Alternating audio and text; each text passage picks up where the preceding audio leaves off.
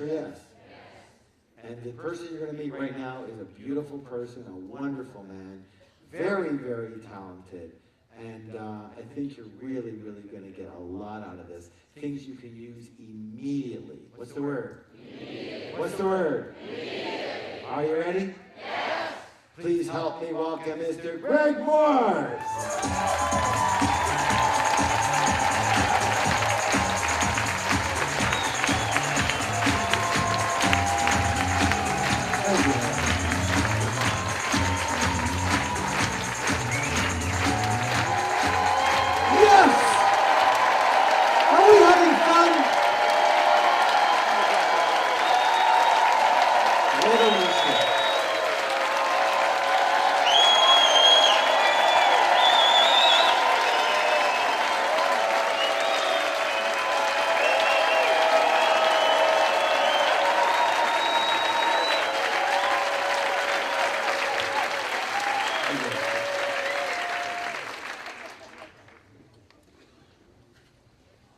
Give up easy.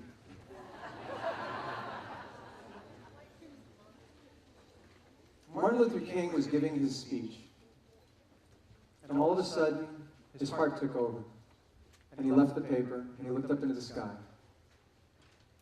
and he said, "I have a dream." It was unscripted.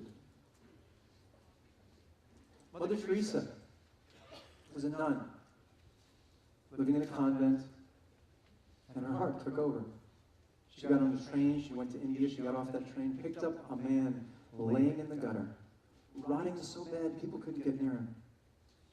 And she wrapped her arms around him and started cleaning and wiping his face. And he looked up at her and said, "Why do you do this?" And she said, "Because I love you." Gandhi, you've heard the words, "Be the change you want to see in the world."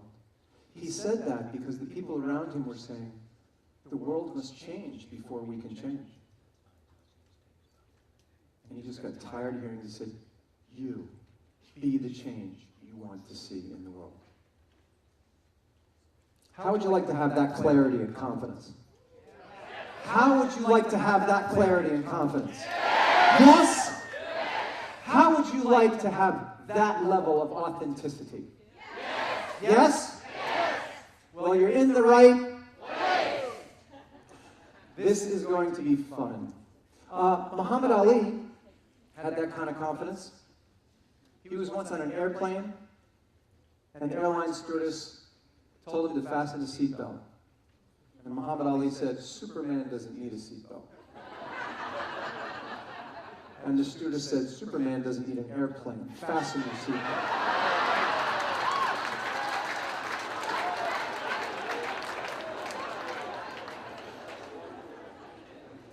I am committed to seeing that you have the confidence of Muhammad Ali and the clarity of the stewardess.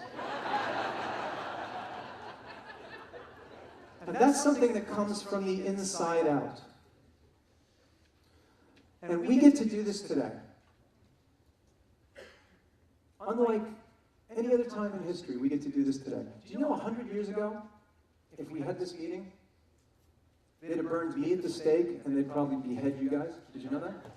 Not long ago. This is the first time in thousands of years of history we can actually do this and not get creamed for it. Does that make sense?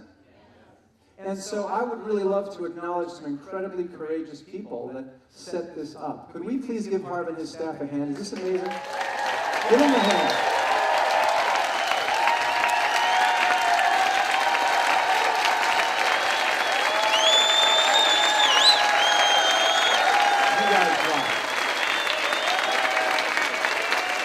Okay, on three.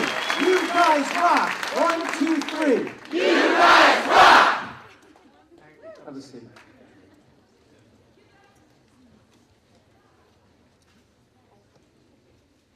I've studied the lives of these heroes. You know, Harv mentioned I was a monk for about 8 years, and I had a pet project. I studied the lives of people that were heroes. And I came up with a formula. A very simple formula for what is it that these heroes did throughout history? Because I have a very analytical mind. I was the kind of kid, if you gave me some toys, I would actually take them apart and figure out how they worked, and then I could play with them. This is the way I was my whole life. And then I hit like age 18, and I want to know, how does life work? And so I put my mind to work at that and ended up studying quantum physics, because they told me this is made of energy. I was like, well, I don't experience that. That thing's solid. And I studied electricity and magnetism, thermodynamics, field theory, my favorite subject, and a lot of chaos theory. Might talk a little bit about that today. And while I was studying the lives of these heroes, I discovered a formula. A very simple 3-step formula for what these heroes did. Can I share it with you? Yes. The first thing they did was they knew exactly who they were and where they stood. Know thyself.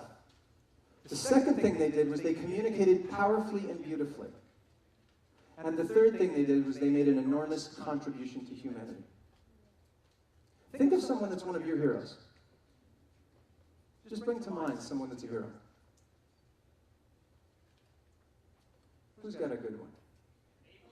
Abe Lincoln, Oprah, John Lennon, JFK, Chuck Yeager, Christy Northrup. Who? Nelson Mandela, some great ones. Now let me ask, take a look at the piece of paper. Did that person that you wrote down do these 3 things? Every time, right? Knew who they were and where they stood, communicated powerfully and beautifully, made an enormous contribution. And when I studied that quantum physics, that work in quantum physics, I discovered that the human beings put off a field.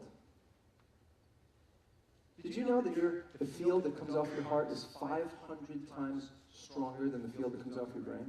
Every time your heart beats, it puts out an electromagnetic field that can be detected up to 15 feet away.